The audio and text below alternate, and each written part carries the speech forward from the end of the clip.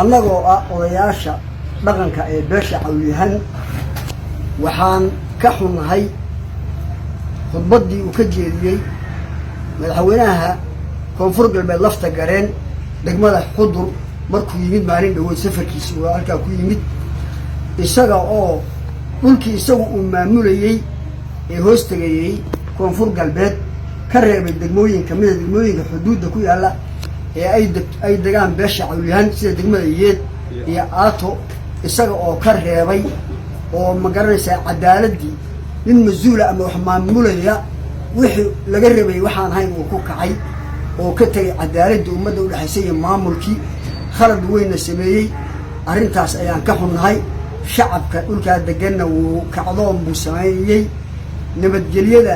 in wax loo dhimo oo shacabka la isku diro dariskaana waa khalad weeye lafta gareen waxa uu ku kacay wax loo baahan yahay maaha taariikhda degmooyinkaana ma qarin karo waa degmooyin soo jireena oo ilaa Talyaani iyo dhaxdan shaqeynayay waa meelihii dawladuhu maamka adduunka oo dhan baa ku jirtaa degmada Yeed iyo Aato oo khayraadda caalamka oo dhan bay ku jirtaa wuxuu shacab ku qarin kara maaha wuxuu waxaan kara maaha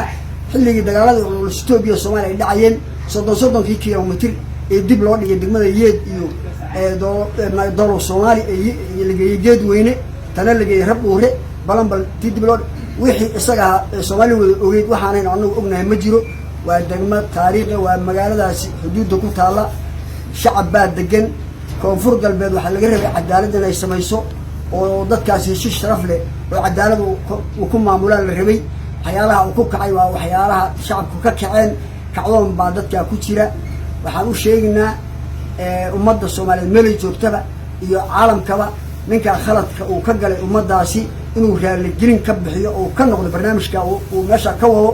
ayaan macnaha u soo jeedinaa waa sidoo uu sheegay waxaan nahay odayaasha beesha Cawliyahan ee beel dhaqameedyada suldaamada iyo ugaasyadii baan u wada fadhinaa waxaan ka xunahay arrinta uu sheegay madaxweynaha koonfur galbeed lafta gareen markuu booqasho ku yimid degmada Xudur 3 maalmood ka hor taasoo uu xaqiraad ku sameeyay degmada Yeed annagoo marka degmada Yeed ka turjumaynay degmada Aato oo ay kala horeeyeen labada degmana ay ahayd ilaa iyo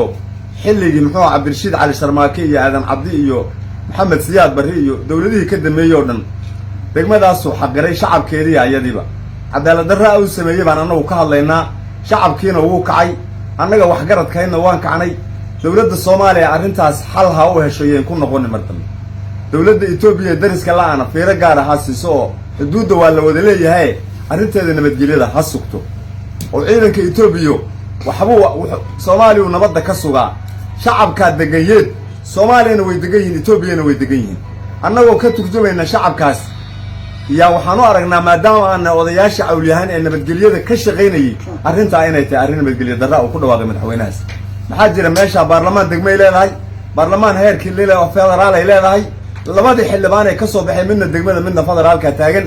sababta loo xaqirayo waa mid aan jirin waa arrin oo ayaga dhaxdooda iyo hadamo uu ku laaluushayo weeyaan laaluush hadamo la siinayo oo maxaa qolada bakool degan ee hadame al-shabaabka u badan lagu laaluushayo weey inaad shacab ka cabsato shacabna aad maxay aad xaqirtana adigay ku tahay cadaalad darro iyo muxuu nasiib darro taa ma yeelino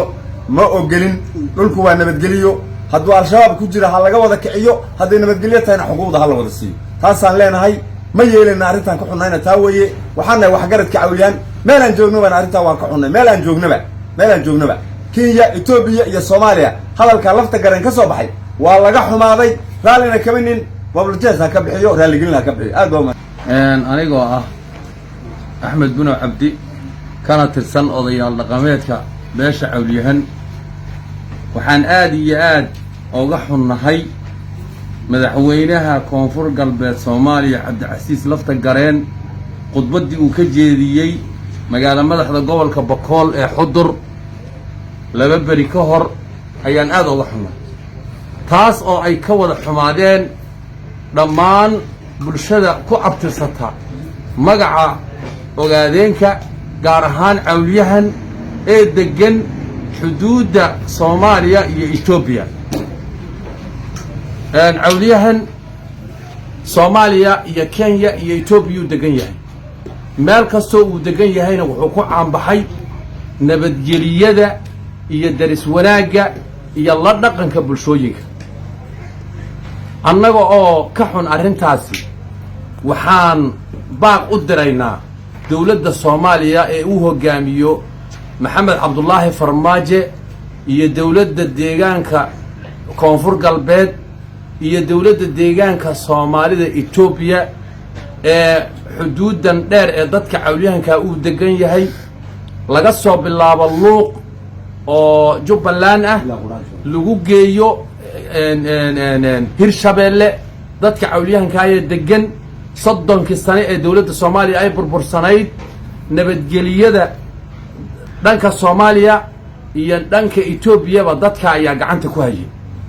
dadkii noocaas ahaa ee shabaab iyo dadka dhibaatada Soomaalida ka shaqeynaya ka hortaagnaa in la faquuqo oo xuquuqdoodii asaasiga ahayd la duugo oo maxaa ku dhahay degmooyinkoodii la xaqiro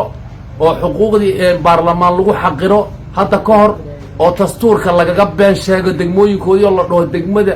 yeed kuma jirto dastuurka maxaa ku dhahay koonfur galbeed oo la dhaho baarlamaankeedii cidhiidhi la geliyo oo maamulkeedii maxaa ku dhahay la hagardaameeyo oo loo hanjabo oo xildhibaanadeedii lagula dagaalamo maxaa ku dhahdaa baydhabo haddana la yimaado maxaa ku dhahaa ceel berde iyo deegaanka Soomaalida uu degan yahay qabiilka cawliyahanku oo la yiraahdo maxaa ku dhahaa waxaan doonaynaa inaan iska kaashano al-shabaab ma yeelayno ciidanka dowladda deegaanka Soomaalida ee xuduudda degan waxaan rabnaa nabadgelyada shacabka inuu sugo shacabka cawliyahan baa nabadgelyada xuduudda dalka Itoobiya sugina jiray sugina doona qabiilka koonfur galbeed aan dariska ku nahay ee shabaabku ka buuxo ciidamadaanadu horay bay ugu dhinteen dib dambana ugu dhiman mahayaan annaga xuquuqdii aan ku lahayn koonfur galbeed aan ka maqanahay dib damba ugu dhiman mayno dowladda deegaanka Soomaalida waxaan baaq ugu diraynaa xuduudda dadka degan ee labada dowladood u dhaxeeya ee degmooyinka Itoobiya ee Baarey iyo Cadaadle iyo maxaa ku dhahay godgod qooxle dadkaasi xuduudda degan inay amnigooda sugto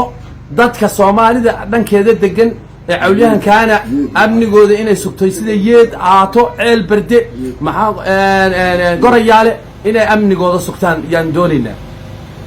Cabdicasiis lafta gareen waxaan baaq ugu sheegaynaa mar labaad inuu tanaasulo Soomaalinimada u tanaasulo daris wanaagga u tanaasulo dhaqanka uu ilaaliyo xuquuqda uu u hayo dadka koonfur galbeed ee ku nool Baraawiya Sablaaliya yeed iyo ceel berde inuu isku si u sugo ayaan u sheegaynaa hadduu sugi waayana nin walba taakada uu leeyahay nin walba Soomaaliya taakada uu leeyahay asaga ayaa maamulan